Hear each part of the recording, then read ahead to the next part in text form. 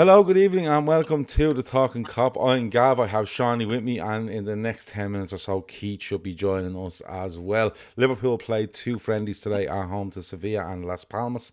A 4-1 win in the first game, a 0-0 draw in the second. Mixed squads throughout, and we're going to talk about them for a little bit. We're going to talk about a little bit of transfer stuff. We're going to talk about Virgil van Dijk as well. He has some comments. When you actually read them, there's not an awful lot in them, but one thing does come out where nothing has quite changed on the contract front. Seany's dropped off the screen. He'll be back in a second. So where are we going to start? Well, let's start with these friendlies that we had today. So Liverpool did have these. They had these friendlies.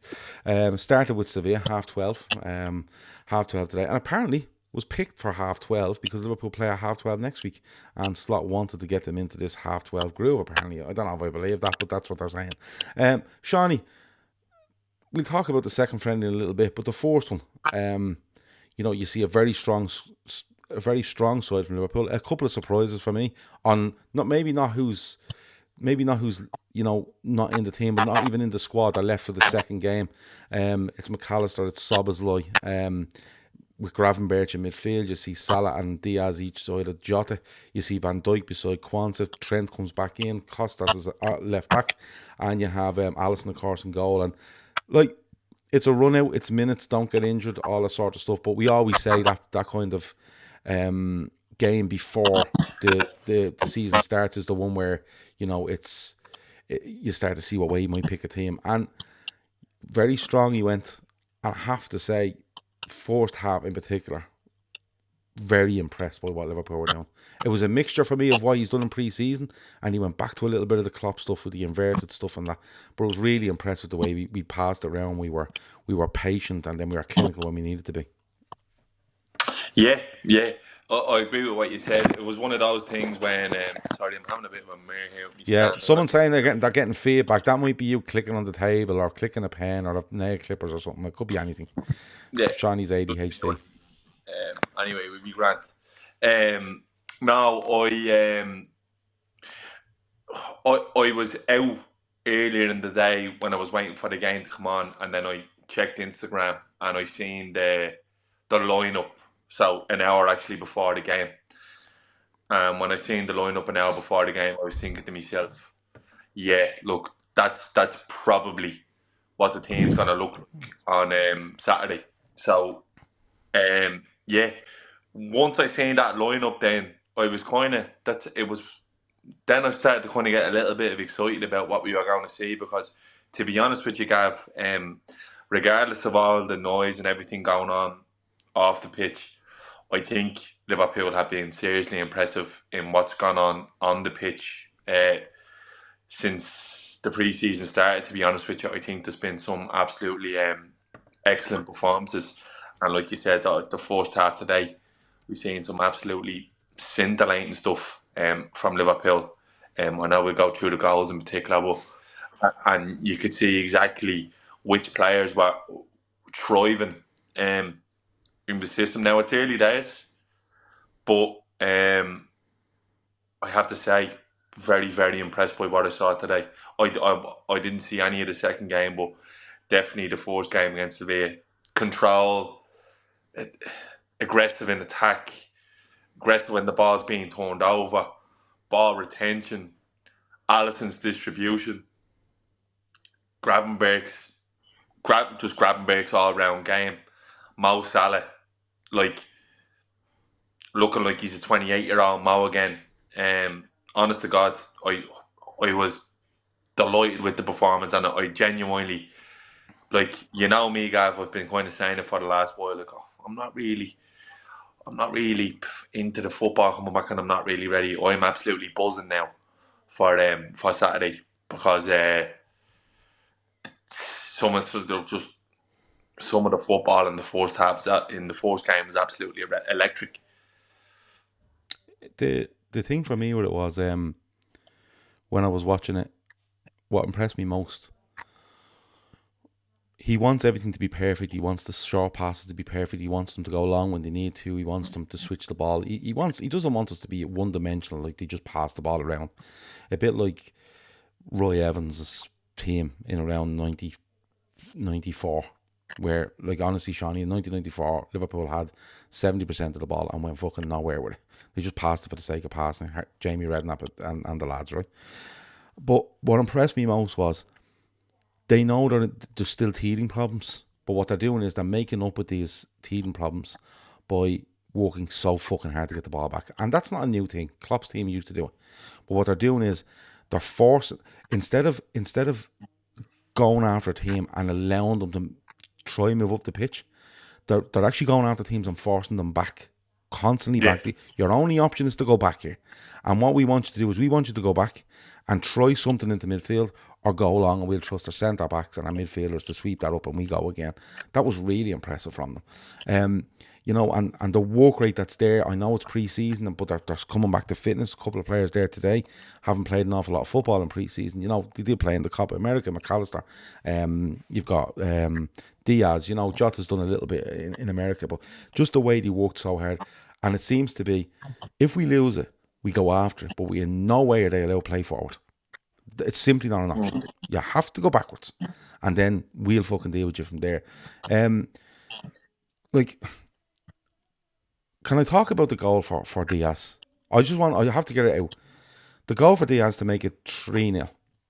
This is actually like a bleeding computer game glitch now. Yeah. Play it to the keeper, draw them in, and not draw the forwards in. You're making their midfield push up a bit, thinking we might have a chance here. They're all, yeah. And then it's straight over the back of them. Mo, you just be as strong as you can and get any touch on the ball. And then we'll have someone following you up and we'll kill them. And we've seen that a couple of times from them. When other teams are looking at us, they're thinking of us passing the ball around, Shawnee, at the back. Can we get at them? But they have to be thinking now, we can't fucking push these. Because they're doing this move where it's like bang, bang, bang. And they're literally through on goal. They've travelled 100 metres and in 3 passes. It's nice to see that. That's patterns. That was really nice to see. Yeah, midfielders running past forward. Midfield, like, something that you didn't often see under Klopp, because, do you know what? I'm not going to do that. I'm not going to compare this to the way we used to play football. Like, I think we should just focus on the way it is going forward. But yeah, it's a facet to the game that we haven't really seen in a long time. And you need to think about it as well. Like, for large parts before the third goal, like, Sevilla were in a low block, like, and you even hear the lads in the commentary, no matter how bad the bleeding audio was in the commentary. Yeah, awful. Yeah, you could hear the lads in the commentary saying, Liverpool are going to have to deal with this quite a lot this season, with teams putting men behind the ball. It was like we set the trap for them, and they were like, okay, press up there and we'll push up. And look, what's Alisson going to do? Alisson's not going to cut through you because his pass is short every time. Switched it up, goes long. Lovely hold-up play from Jota. Jota sets Salah. Salah plays the through ball into Szoboszlai, powerful running, pulls it back across to Diaz. And I think we have a chance very similar where Mo can just pull it across to Jota as well. So again, it's patterns, and it's like, that's all you're really looking for. Like, when you have a manager who you've been under for years in a pre-season game, you're always thinking to yourself, look, all you're really looking at is, is there a new signing in the door? How's he doing? A few youngsters coming up, how are we playing? But when a new manager comes in, I think you microanalyze it a little bit more, because you want to see exactly what he's trying to do. It's very clear now, like, before a ball's even being kicked, competitive wise, exactly what Slot, a Freudian slip there, Slot wants everyone to do. Everyone is aware of their job. That is so fucking important. That you need, like, that. I can't stress how important that is for a new coach to have the buy-in from every single player, where a lot of those in the squad haven't done and won a lot. Some of them won it all, really, for the club. It's huge that he's got to buy in early. Now, it's early doors and everything's going well at the moment.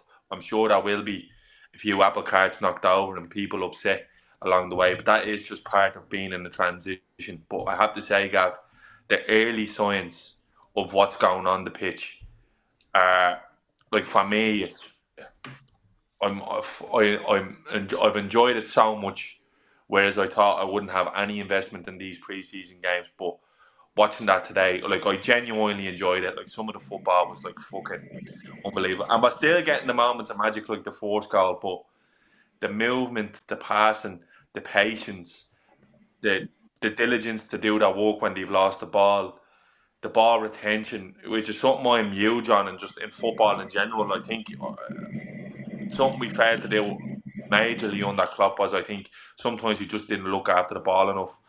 And to be honest with you, I seen a little bit of the second game, and you can tell by some of the players who could possibly be on the fringes are in for a shock, because you can't treat the ball like a bomb in this system. It's just not going to happen. You've got to be on job. So I have to be honest.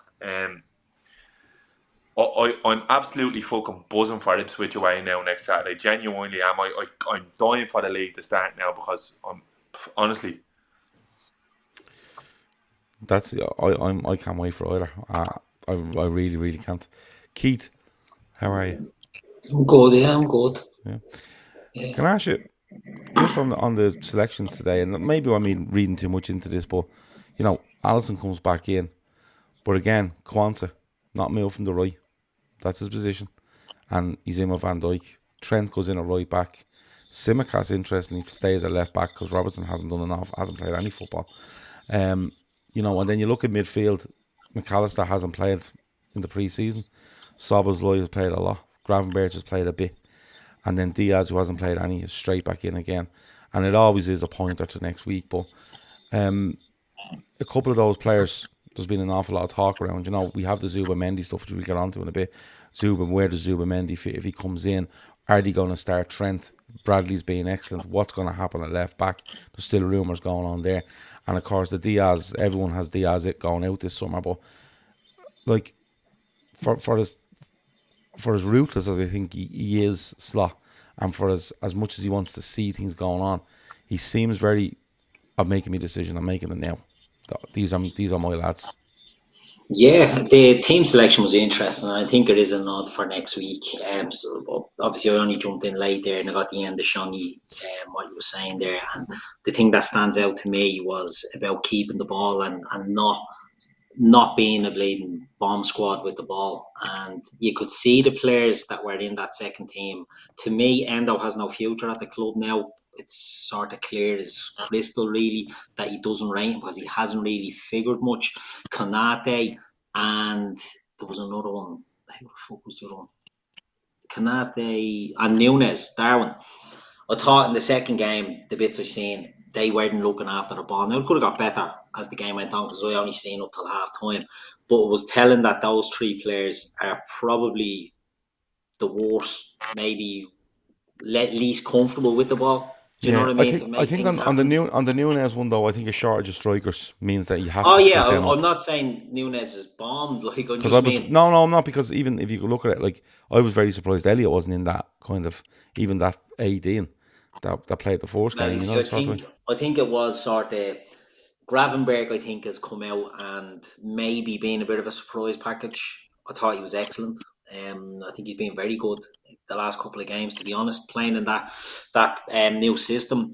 I think that will be the team. Let me see. Yeah, I think Kwanzaa is ahead of Konate now. You see these reports that he's not happy with Konate's training. You know, let's be honest. It's early doors, pre-season. Things can change. Players can grow into it and things like that. But I think the team will be the team that started that game today. I can't see many, if any, changes. I don't think Robertson has enough minutes in his legs, maybe to claim a start. I think Tsimikas will start. I think the front three will be the front three. And look, we have Alisson, we had McAllister, we had Diaz, we had Trent, we had Virgil, all only back getting into that first team. It was never going to be a case of Nunez, Gakpo in there as well, you know, so I wouldn't read too much into it, but certainly the Endo and Konate, I've read a bit into it that he prefers other lads that are more comfortable on the ball. And look, I thought Liverpool were brilliant. Like I said, I jumped in late there when Shawnee was speaking and I heard him talking about patterns of play and phases of play, and I thought it was excellent today. And if that's what we have in store, people are saying you can't judge it on pre-season games. No, but when we have poor pre-seasons, people were quick enough to judge on pre-seasons then. So you have to balance it out and say we've had a good pre-season, we've played well, the team are adapting to a new system, a new style, a new manager. One of the things I thought was very interesting is it doesn't look to me like Salah and Diaz are starting as wide as they have been. And I think Diaz's first goal today was symptomatic of what we'd love to see Diaz doing more. But he was in a more central position.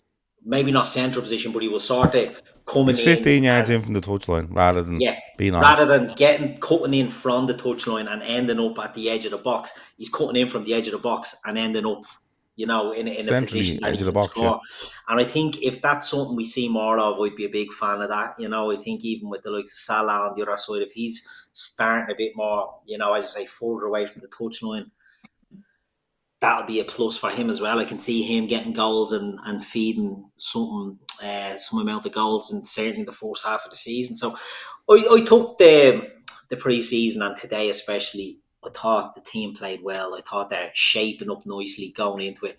And with the addition, I think, of a couple of players still to come. For example, Zubimendi will come on to him, but you can see why you want the Zubimendi. You can see where he'd fit into that team and the type of player he is. Takes care of the ball, doesn't turn it over much, is aggressive, wins the ball. Hand and glove type of player going into that system if we get him over the line. But it'll be interesting to see what else he do, because we spoke earlier. I think there's a lot of pluses to be had at the moment, but there's a lot of questions to be asked about the defence next season and what happens with them. So, look, we'll take the positives for today. Can we talk about Mo? I was going to talk about Mo, but I was going to go into Diogo Jota. I thought he was poor. I thought he worked really hard, right? I thought he worked really hard. I agree, but he was poor on the ball. Poor on the ball, and then he comes out with that finish. But again, I'm looking at it, Sean, and I'm thinking to myself, the on the ball stuff, we can work on the patterns, whatever it might be, but just keep him fit. Because I'm still to this. I'm telling you now, he's the best finisher of the football club.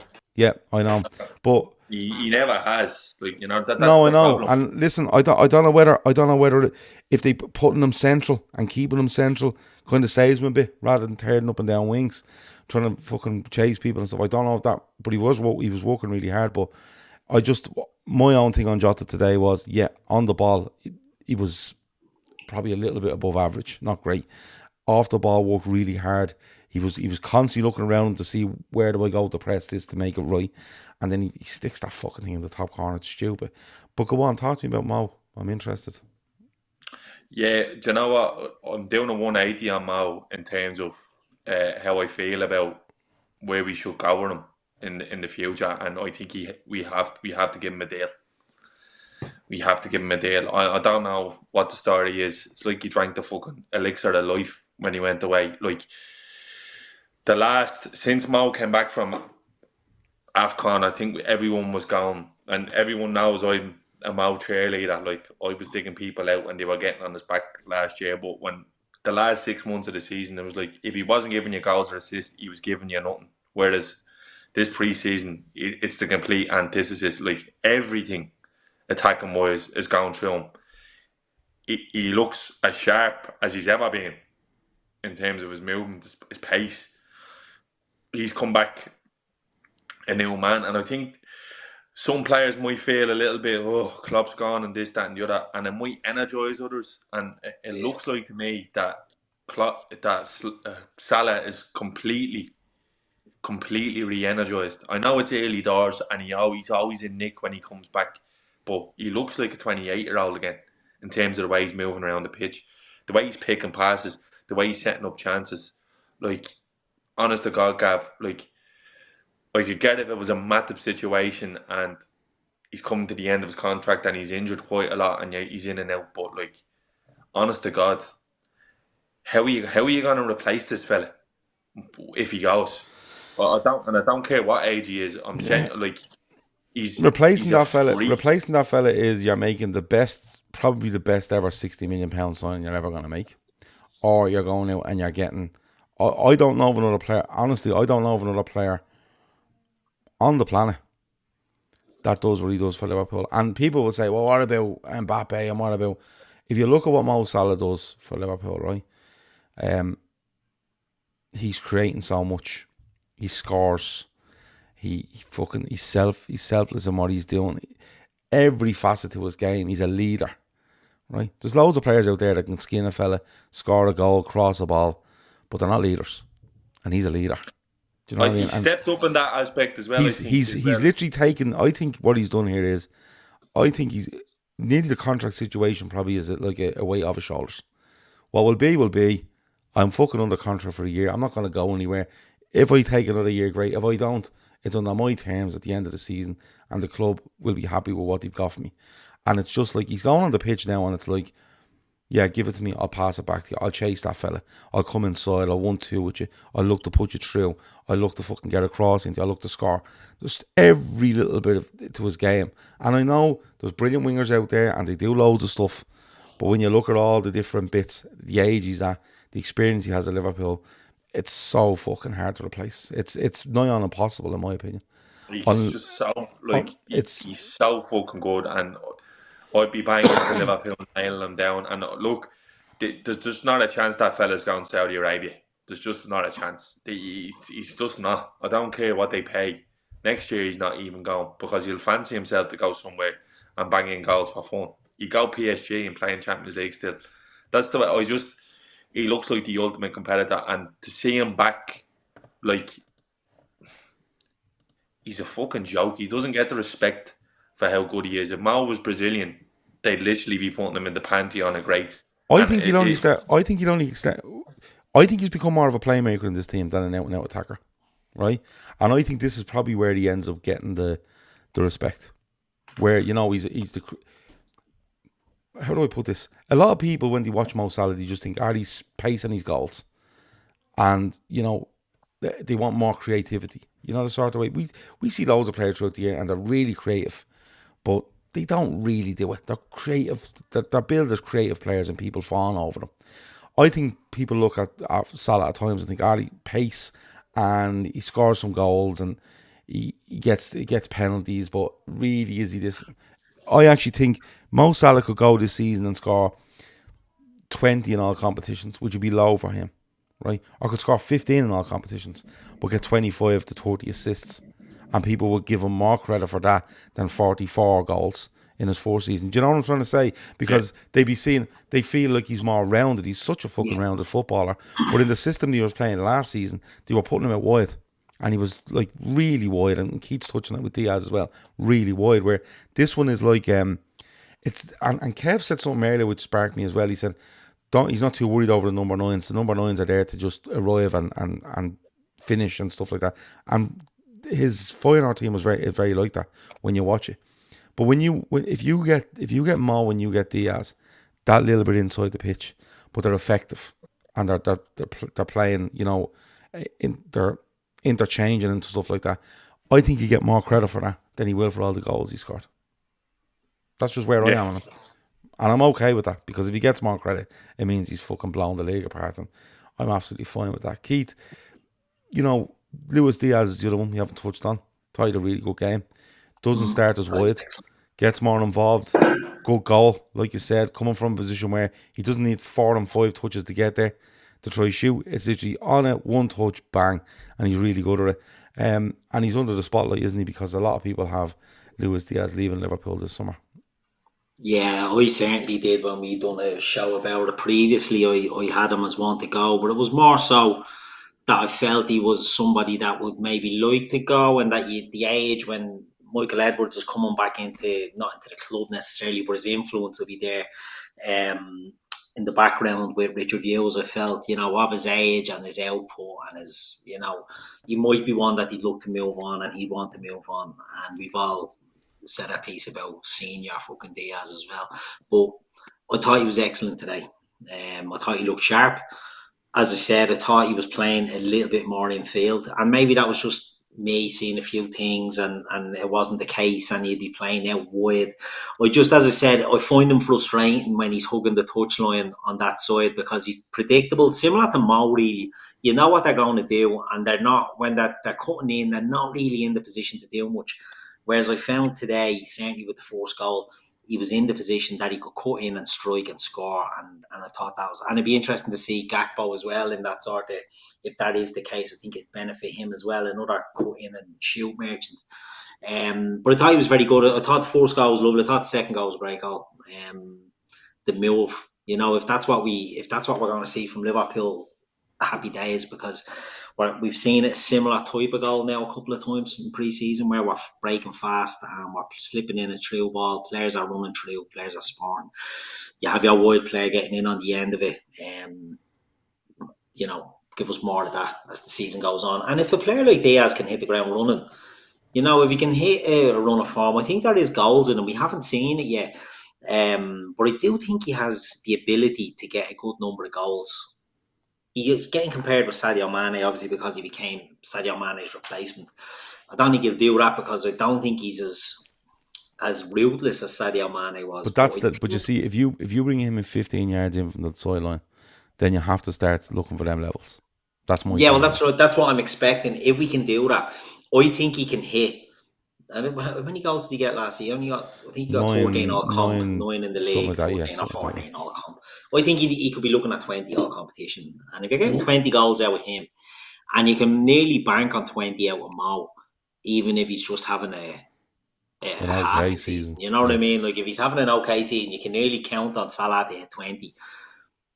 Then you're looking for the others to chip in. And I think, I'm not jumping to defend Nunez, but, if wide players were scoring, the focus wouldn't have been on him as much.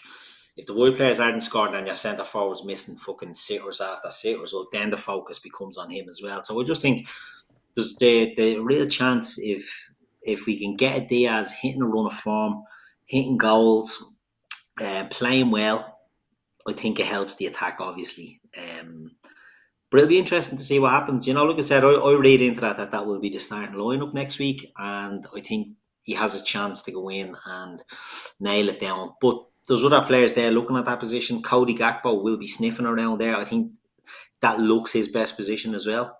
I think for Holland, certainly in the Euros, that's his, we've seen him playing many, many different roles. I think that looks his best. So there will be players there looking to get in. So, hopefully they're all hungry and they all hit the ground running. But it'll be interesting to see how the players, line out. What sort of hunger will Mo Salah have if it's to be his last season? I agree with Seany. I'd be giving him a new contract. I'd be giving Virgil a new contract as well. But we've seen stuff coming out about that earlier. But I just think if we can get this forward line from the very start hitting the ground without all of the pressure being on Salah to score, I think we could be in for a good season. But it's up to the players to do it and stand up. It was easy to kind of assess that game because it's at a full Anfield. It's Slot's first appearance there. You got a great welcome. The fans were up for it. They were excited. It was a really young crowd there as well, which was great to see and stuff like that. The second game was harder because the place is empty. It's a very disjointed team that there's a lot of them in there that like for me, Gakpo, Nunez, looked like they hadn't played an awful lot of football, and in a ground where it's empty and the intensity wasn't there, it wasn't great. And I wouldn't hold too much against a lot of them that were there. It's just an awkward game to play in, but again, it's more minutes and stuff like that. And no injuries. He's a big squad to look at for next week. It'll be tough for him to pick 18 or 19 or whatever it is. It'll be a tough pick for him, in fairness. So I'm not going to go too much into that game.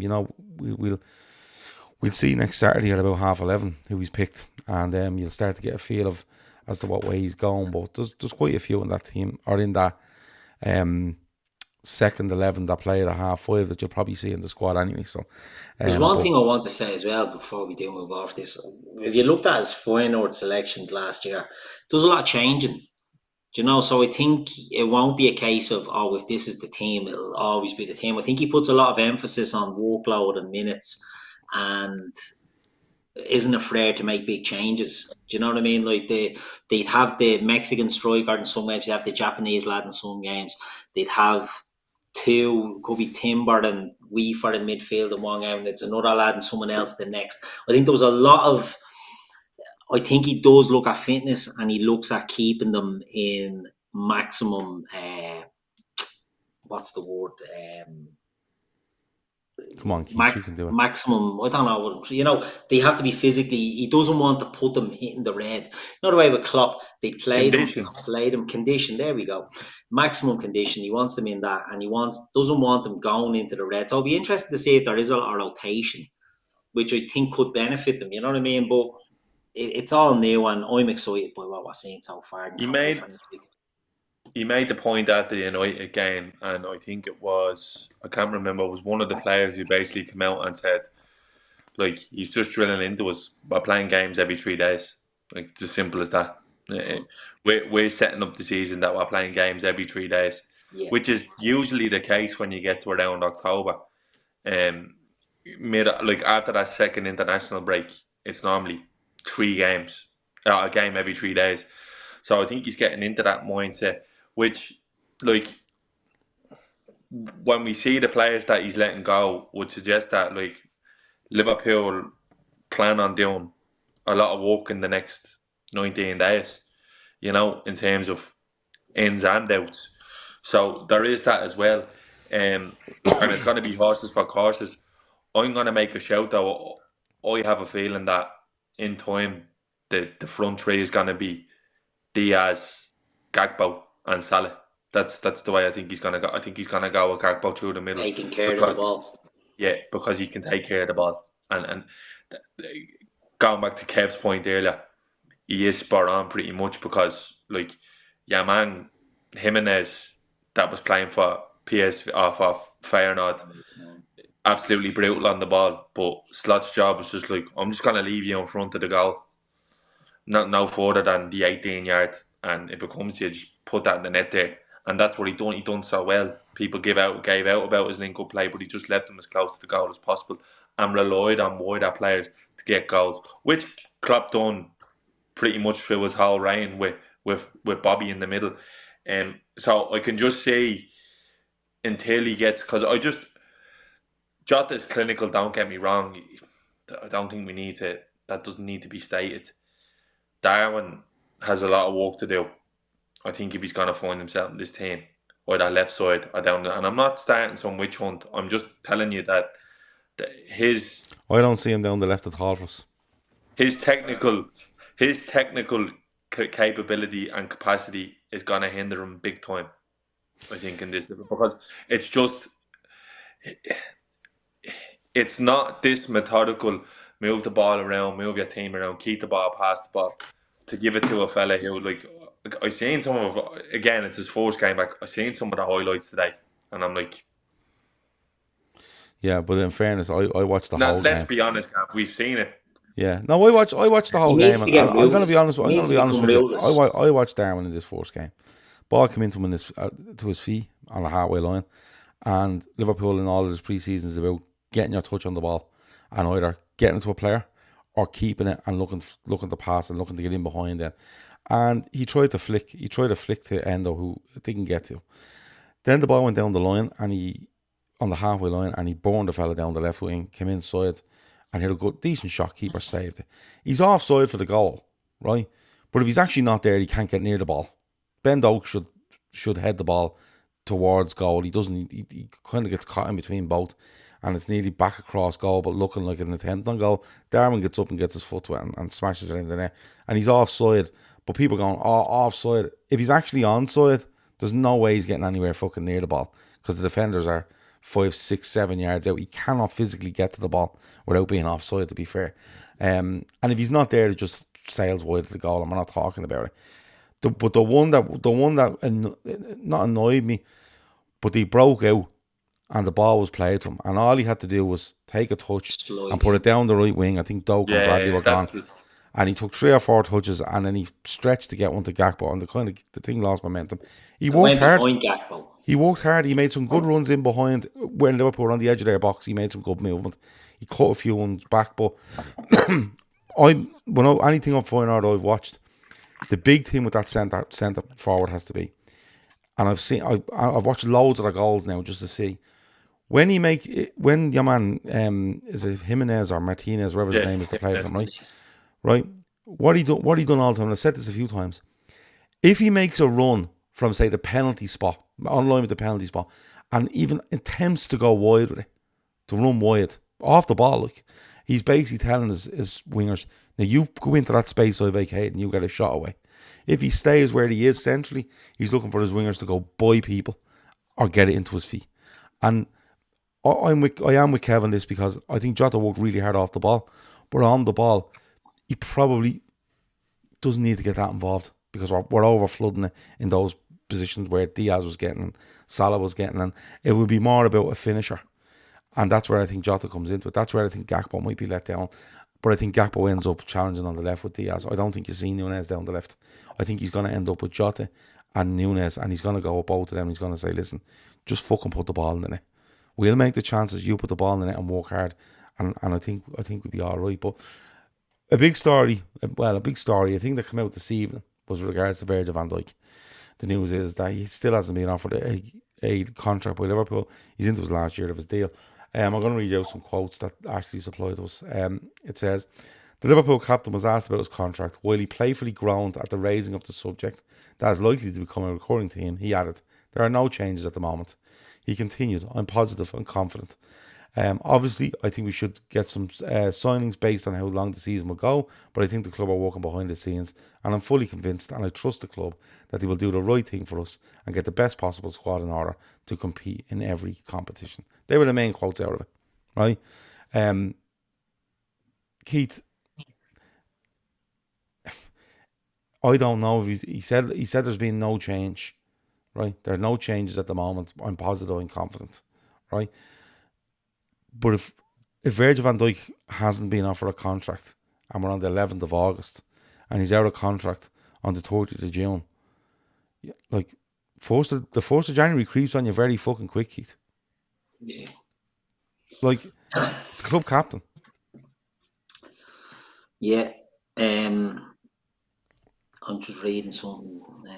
No, it's a precarious position we've left ourselves in, and look, I'm not looking to blame sort of anyone on this in particular because, or I'm going to blame someone, and it's not going to be who people think. I'm not blaming Jurgen Klopp on it, right? I'm not blaming Jurgen Klopp, but I think there's been a situation at Liverpool where a lack of, or a clashing with the sporting directors. We haven't had a good, and this is on FSG, we haven't had a good sporting structure in there for the last couple of years, and how we've managed to let Virgil van Dijk, Trent Salah, and Mo Salah, and fucking Trent Arnold get to this point now is pretty scandalous in my opinion. If they're not going to renew them, say they're not going to renew them. If they're not going to renew, say they're not going to renew. We're going to start the season now with three of our most important players in one way or another, captain, vice captain, probably our best ever player, going into a period where they can go for free and sign for someone in 4 months. Now, that to me is scandalous that we've let it get to that. And like I said, FSG are the owners, but I think the uncertainty with Klopp hasn't helped it. There's no way Klopp brought in players last year knowing he was going to leave. I think he decided after the summer, and then he just more or less quit. And I think there's been a bit of shit in the background there that's been, Julia Moore leaving after 6 months or a year was weird. And George Smatke coming in was just a stopgap just to get players over the line, I think, last summer. But how we've left it, that these lads are now in the home straight of finishing their careers with Liverpool. And look, Salah and Mo, I'd say we've got the best out of them. I think there's more to come from both of them. But we've got their best years. But Trent Alexander-Arnold's a Scouser who's 25, 26 years old. Mm-hmm. And I think he leaves us for free next summer. I think he walks next summer. I don't think he's signing a new contract. And I think he's going to walk. And that, to me, how we've let that... And by the way, I'm not saying how we've let a player like Trent. I think he's going to go to Madrid. And I can see a situation where I think it will work for him if he goes there and jumping way ahead. But if it doesn't, and you've got this Michael Owen show where he wants to come back, we'd be paying big money for him. How have we put ourselves in this position where this, we're letting these players, this asset, £100 million player, walk out of the club for nothing? It's been very poorly managed and operated by everybody, I think. And unless there's a big day and they're going to announce it next week before the start, there are 3 new renewals, 4 transfers in, and we're going to have a happy Friday. It's going to hang over them. Virgil can get used to the questions. Mo better get used to them, and Trent certainly better get used to them. Because all people are going to ask is, what's the situation with the contract? What's the situation with the contract? I don't know what the solution will be. I don't know what the answer will be, because I don't think any of them are going to sign. I think the 3 of them are going. Personally, my opinion, I think the 3 of them leave next summer for free. I think when you see Can I just say something? Yeah. It's important to note that the new hierarchy are only in the door. Yeah. And I know people are saying the priorities is that you can get someone to sign a contract at any time, but bringing players in, you have a specific window to do that. Yeah. And that is up until the start of September. I'd imagine that. I don't like the way Paul Joyce has went with that headline. I think it's misleading. Very misleading. Very misleading. It's not what Van Dijk said. He never said he hasn't been offered a contract. He just said nothing has changed. Yeah. At the moment. That could literally be a case where Richard Hughes goes, lads, out straight, I'm up to me bollocks here, trying to get players in and out. We will deal with it when the time is right. Virgil's been around football long enough. He's a captain. He knows himself. I fully agree with what he says in terms of needing players in, but I guarantee if you asked anybody, any member of staff at Liverpool, including the hierarchy and the one signing off the checks, they would agree that, yeah, of course we need bodies if we're going to compete. Yeah. The football schedule is chocked. I think we will see. I think Van Dijk will sign. I do. And I'm hopeful Mo signs, but I have absolutely no hope. Trent, everything from Trent from me just seems off.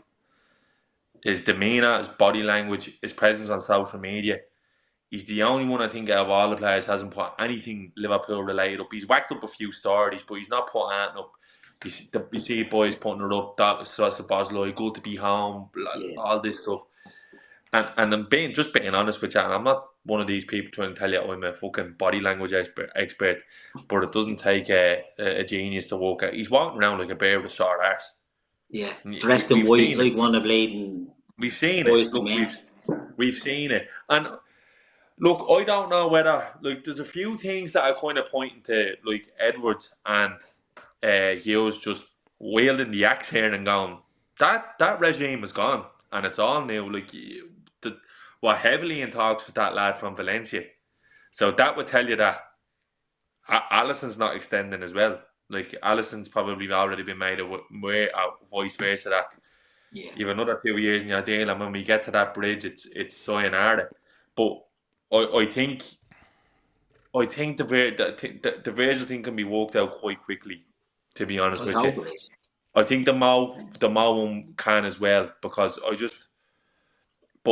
definitely feel like Real Madrid have done a job on Alexander Arnold, the same way they've done one on Alphonso Davies, and his demeanour, like, and it would be so disappointing to lose him in the same way we lost McManaman. And to be honest with you, like, I've talked about so many of these players leaving Liverpool in the last couple of years, like, saying they don't owe us anything, this, that and the other, but I think Trent Alexander-Arnold's Liverpool FC is fucking life, because they've made him the player he is at the end of the day. Like, they've nurtured him from young, and they've protected him in times when he probably didn't need protection, when he wasn't getting it from the English media in terms of the lash he was getting from the FA and stuff like that. So yeah, I do. I have a horrible feeling, and it's turning me against him massively. I don't know whether it has genuinely. I just feel as that, and I could be fucking storming a teacup, and I'm talking out my hole and he signs in a couple of weeks. But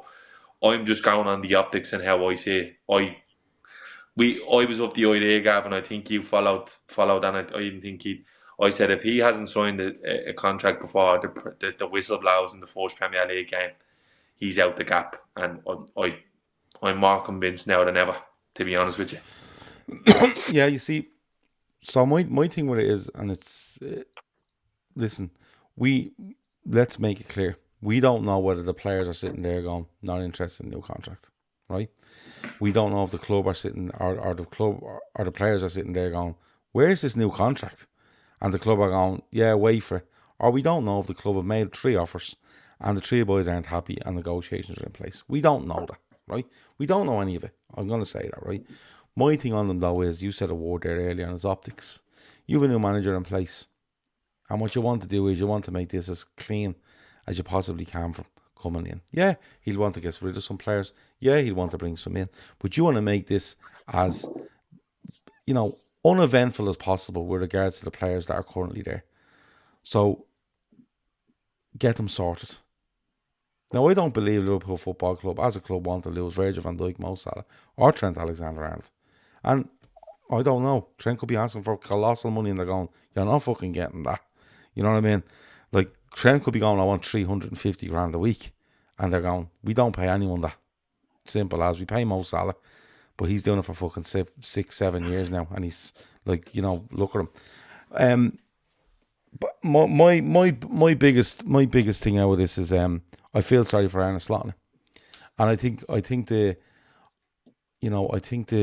the sort of sympathy, my sympathy for him is going to grow as the days and weeks go on, while this continues to be an issue. If you're going to be ruthless and you're going to, a new regime is going to be ruthless, well, then be ruthless. Come out at the fucking very start and say, Arne, listen, these 3 are looking for fucking horrendous money. One of them's 33, he's brilliant. One of them's 32, he's fucking brilliant. One of them's 26, and we think he just wants to, he's giving us this money or this amount to fend us off so we can fuck off in a year. I don't know, but the club for me should have been just going, listen, we're going to sort this, and we're putting that to the bed as early as we possibly can, in whatever way it goes. Sign, don't sign, whatever it goes.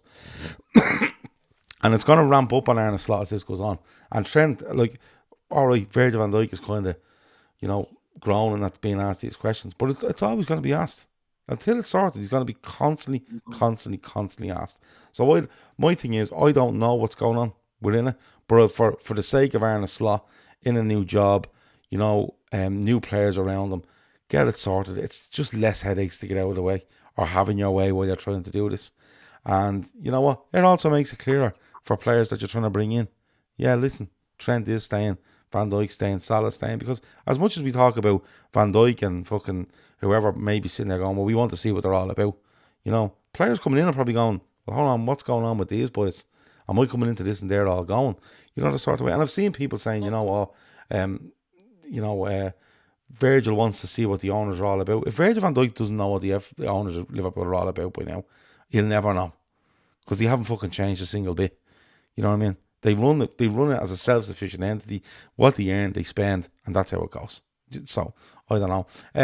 Just to touch on 2 before we go.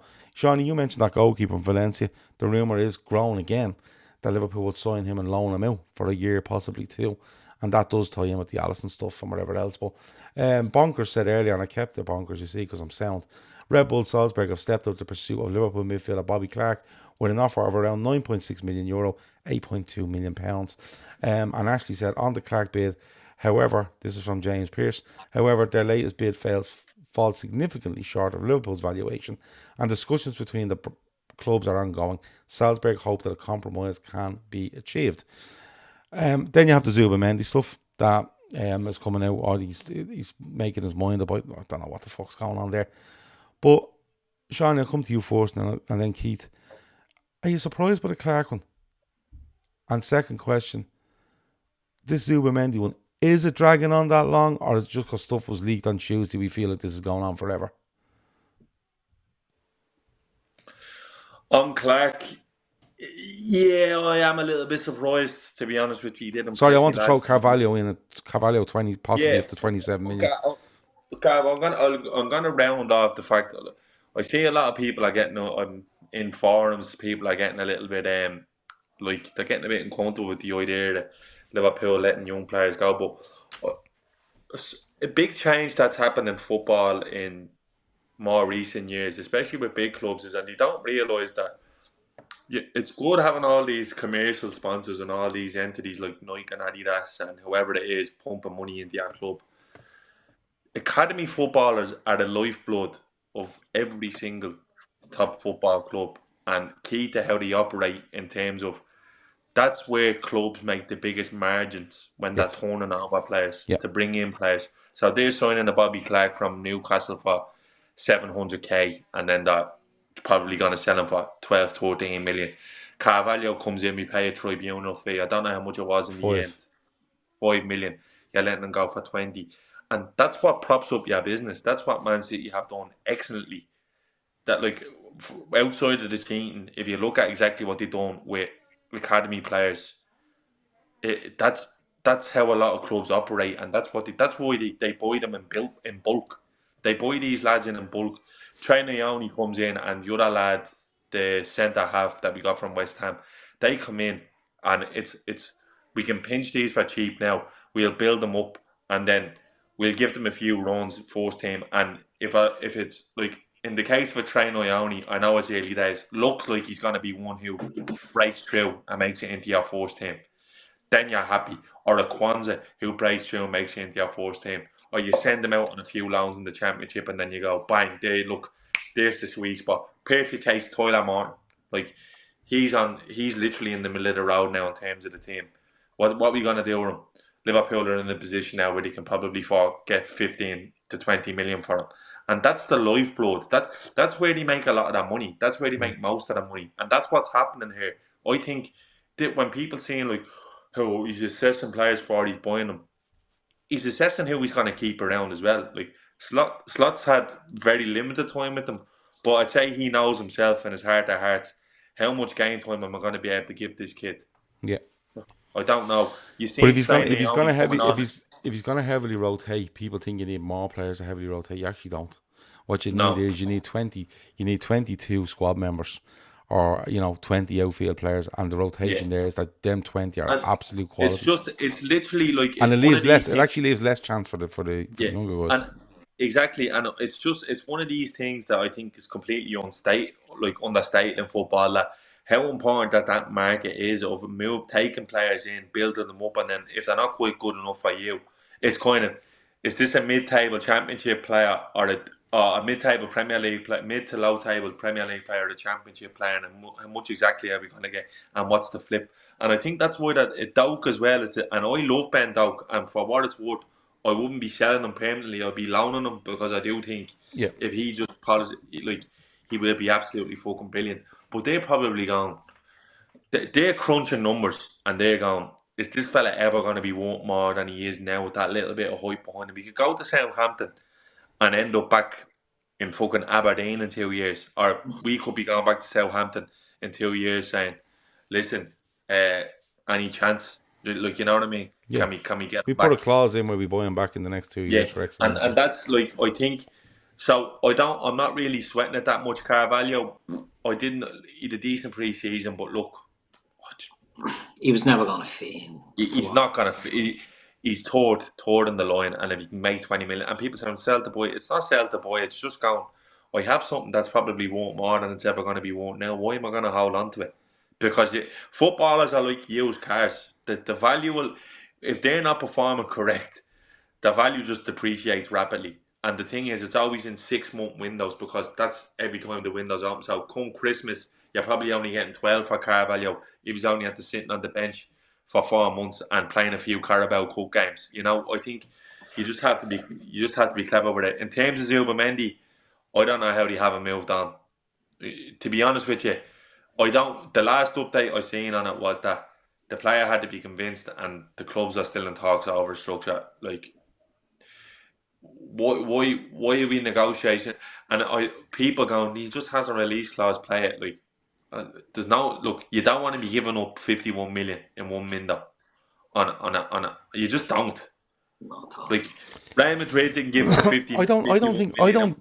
But you see, I don't understand with this one. Right? Is like, where are the clubs in negotiations over the structure if a player hasn't made his mind up? That's what I don't get. And that's you why see, I don't- my thing here is that thing from Joyce breaks last week, and we've heard every fucking Tom, Dick, and Harry throw their fucking two buns worth in as to what's happening. Fellas in Portugal, fellas in Germany know what's going on. Fellas in bleeding Ballyfermot know what's going on. You know, and it's all this sort of stuff, right? My thing on it right now is that I think Liverpool dropped that, right? And it's going out there and they're exploring the possibility, right? I would say, I would actually argue now at this stage, they've gone there and I think they've agreed with the player. And I think it's, and all this nonsense of, you know, he's making his mind up. They're trying to tell him the mountains are lovely and so is the field. You know, all this sort of fucking shite, right?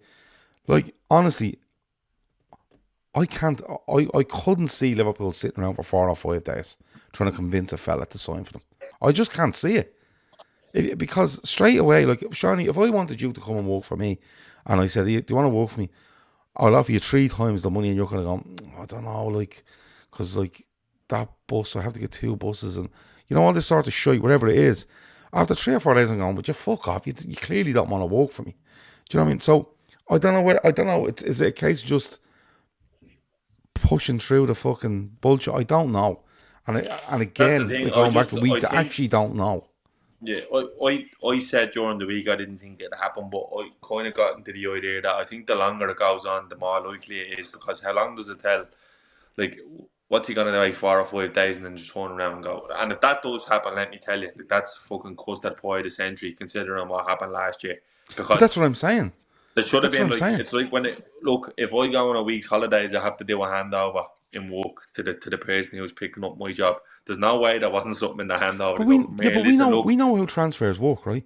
Transfers nowadays work where you go to a player, right? Or you go to a club and say, we're interested in this player, right? And they usually say, well, look, we're interested in maybe doing a deal, but you need to go and speak to him first.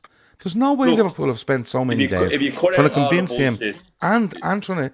Why would you be negotiating the price of something when you don't know if the player is even going to come to your club?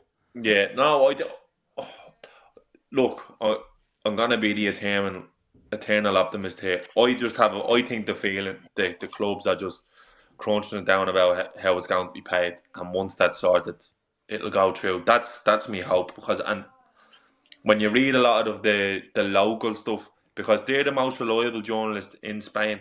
When you read into, there's no point reading Market or AS because they're like propaganda machines for the big clubs. But when you read into, like, that's a lot in Central Europe, a lot of that journalism is still alive. Where, like, for example, you have the Tala Echo here. If you wanted to know about Tala, you'd read that, and they'd have like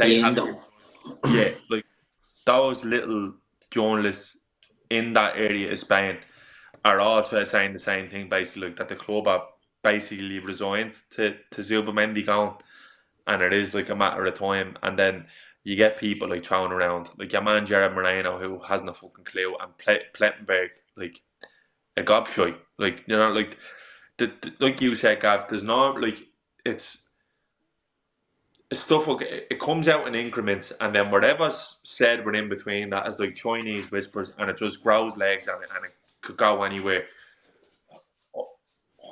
The more it goes on, I am a little bit more relaxed about it. And the fact, like, it's starting to annoy me because we have work to do now. So if he's not fucking coming, move on.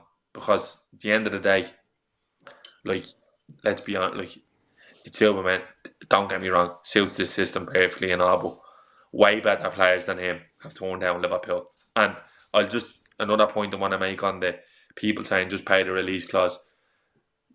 Real Madrid didn't pay 51 million up front for Jude Bellingham. You know, like, that's the importance here of doing these deals, that it's always, you can do more if we could do more in this window, if we get this one right, and I mean by getting this one right, I mean not committing to 51 million Yeah. of a release clause for a player.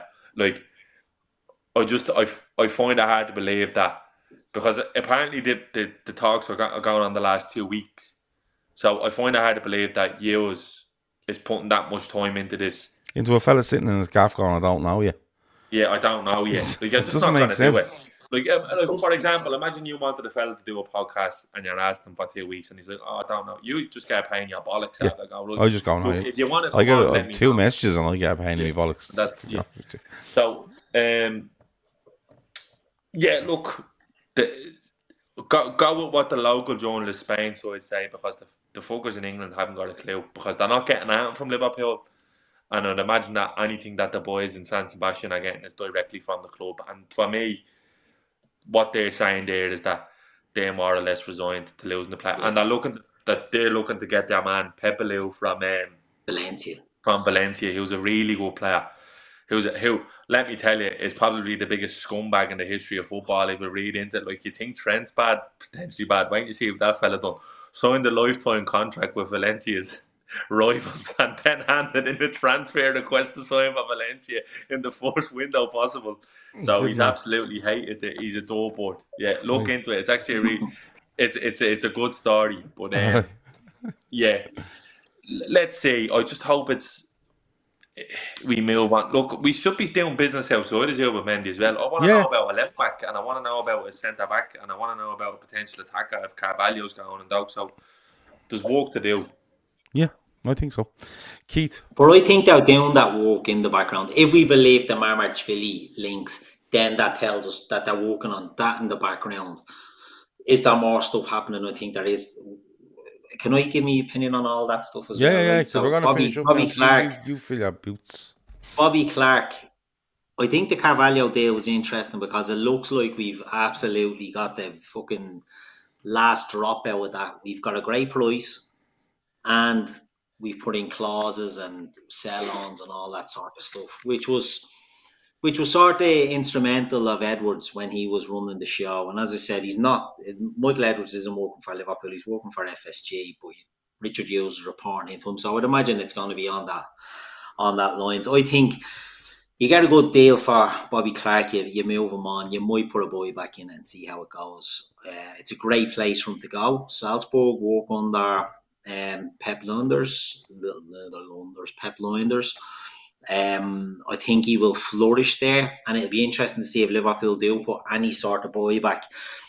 When you're selling these young players as well, and you're getting good money for them, look at Chelsea, Man City, they're selling them, and they're selling absolute bleeding no marks for 20 and 25, 30 million that aren't getting near their team.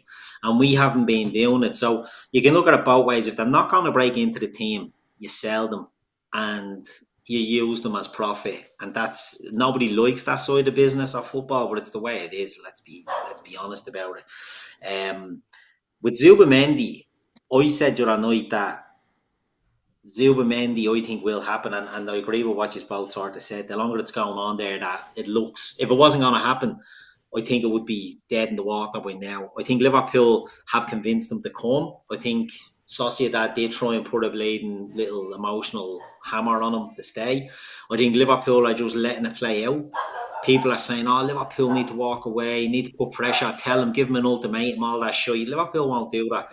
I think they're happy that they have the player and they're just going to let it play. And I think he will be announced within a week. But I agree with Shawnee. There's other stuff to be done. I'd be looking at a left-back, centre-back hybrid, if possible. If you can get someone that does both of them, that's the ideal player I'd be looking at. And then if you get a wide forward, I don't think we've too much to do.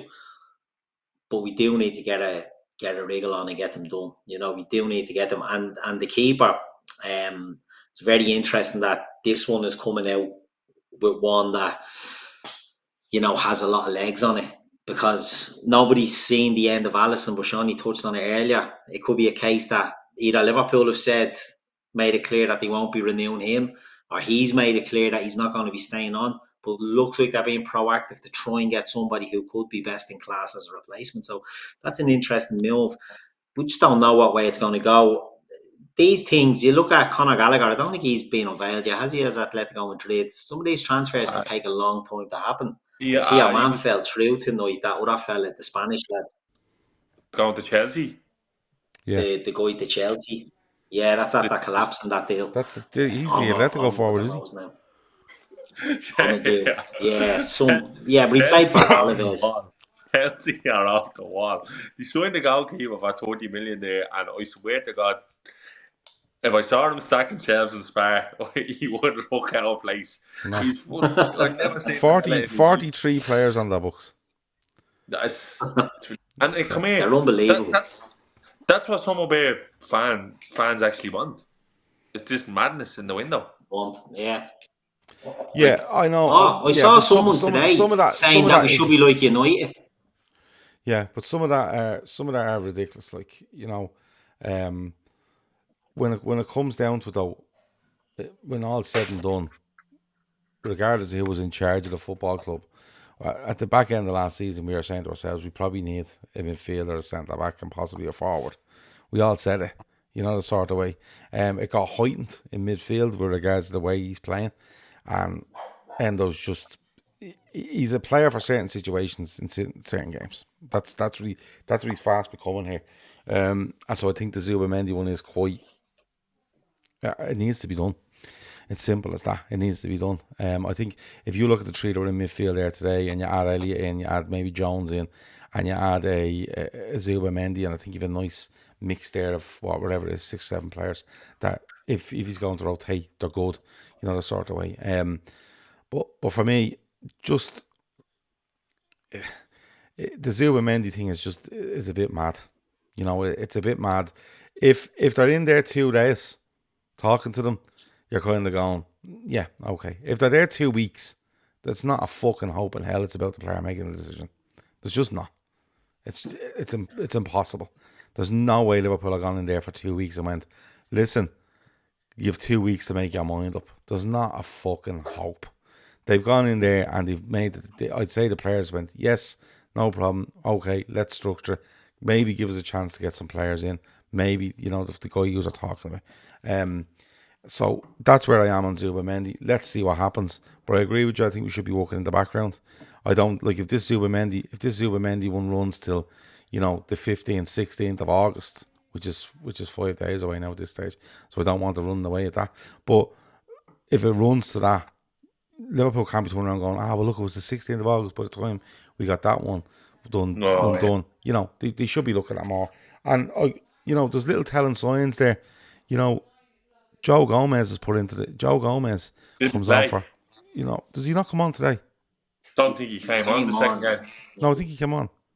Did he? He came on for Van Dijk. Yeah. He came on with about 20 to go. I thought I was losing my fucking mind there. Sorry, I thought he didn't play at all in the second game. No, it doesn't. But he comes on for 20 minutes there, and Nat Phillips is starting in the second game. And you're kind of going, that's a fucking weird one. Now again, Joe Gomez is only back from the Euros, but done nothing at it. So it's a bit of a mad one there, and you know, it's mad. Bonkers. I'm not reading now tweets from Fabrizio Romano. Will you fuck off and me? So yeah, look. At the end of the day, Liverpool have got work to do. They have got work to do. The Zubimendi thing, you'd like to see. Bonkers, will you? Yeah, you'd like to see that tidied up nice and quickly, and then maybe one or two coming back in. But I don't know. It's them 2 games that have kind of thrown me a little bit with regards to who plays and who didn't, who started and who didn't, and which games some were in and which some games others were in. So it's a bit of one of those for me. Anyway, before we go, there's loads watching this fucking dog. I'm gonna get loads of complaints now over you. Before we go, in the description is leave the dogs telling Bonkers to fuck off. Yeah. In the description, you have the fancy football. You all tell me you're deadly at fancy football. I'm brilliant at it. I win all the leagues I'm in every year. Well, let's see about that then, because in the description is a link to our fancy football Premier League. It's €20 to enter. 10 of that goes to charity, which is the Lynn Hospice. 10 of it goes into the prize pot. It's a winner takes all event. So if we get 100 people, it's 1,000 in the pot. There's no 4-second third. You win. What to do is go to Revolut. There's the link there to go get to Revolut. You pay your 20 quid. While you're paying it, leave a note in the payment of your email address and your team name. And when it gets to Phil, he'll see that, and then he'll email you the league, and he will email you the code. A few people have sent it via Apple Pay through Revolut, but there is a little function there where you can leave a note with every payment you send. Leave the note. It's 20 quid. I think the prize pot's up to 200 quid already. So 20 people are in. It's 20 quid for the year. You pick your team. End of the season. No messing about. The winner gets the lot. So as I said, there's 100 people in here getting a grant. So let's see how good you really are. And our charity stuff is there for fan support and food banks and the Lighthouse. The GoFundMe is there as well. And if you want to donate to them, you absolutely can. Fan support and food banks were back out at Anfield today, which was great to see. And like I said, the Lighthouse works throughout the year helping people in Dublin and the surrounding areas that are struggling to make ends meet from one end of the day to the other. Keith, anything else before we go? No, all good. You happy? Yeah, I went to Shamrock Rovers match tonight. Brought the young fella, trying to get him into League of Ireland. Yeah. Say it's our last trip. I don't think he'd be back. An awful effort against Drogheda tonight. It was amazing. Yeah, Terrible. it was. Shawnee, anything else before we go? Yeah, just want to wish me out, trying to play the bottom of the screen there, Carl, my cousin Carl, a happy birthday. Not many people cottoned on to, I don't think, to be honest with you. That geezer there, sorry, we're inverted here. I'm like Trent. So people are probably wondering. That's our friend. That's our friend Carl. It's been his wish. He looks like Darren Gallagher. It's been his wish for years to be on the big screen. So they are. We're gonna do if you put on your 60-inch telly, Carl, you're on the big screen now. Yeah, we're going to do a ref watch show this season on the Fatback 4, but it's just going to be us three just roaring at him for an hour. Just sending mad voicemails to Carlo. Because he is a ref, just for clarification. Oh, he is a ref, yeah. Carl is a ref. Yeah, he looks like Dermot Gallagher and he's a ref. Look like Dermot Gallagher, he is a ref. Yeah, he's the full package is there, Carlo. Fair play to him. Happy going away in the chat there for Carl. Yeah, so leave your comments for Carl. Happy birthday, Carl. Everybody say happy birthday to Carl in the live chat before we leave and in the comments as well. Going away with Carl in 2 weeks for his birthday as well. So that'll be a lovely, lovely time. Right, that has been the Talkin Kop for tonight. During the week we'll have as many shows as we possibly can. Some of them are free like this. Some of them are members only. Some of them you're free to watch, but only members can comment and stuff like that. All available for download. And the season starts next Saturday, and we four of them are on screen next Saturday at 2:45 after Ipswich versus Liverpool. Fair play to the post-match team. They're all bang up for it. But it's week one. By week three, they'll be like, lads, listen, I'm fucking going out. Stop annoying me. But there is four of them. Fair play to them next Saturday. And as many shows we can during the week. Transfers, build up to Ipswich, all that sort of stuff. So, yeah. There you go. Chris is happy 70th birthday, Carl. Nice, Chris. 52 years of age.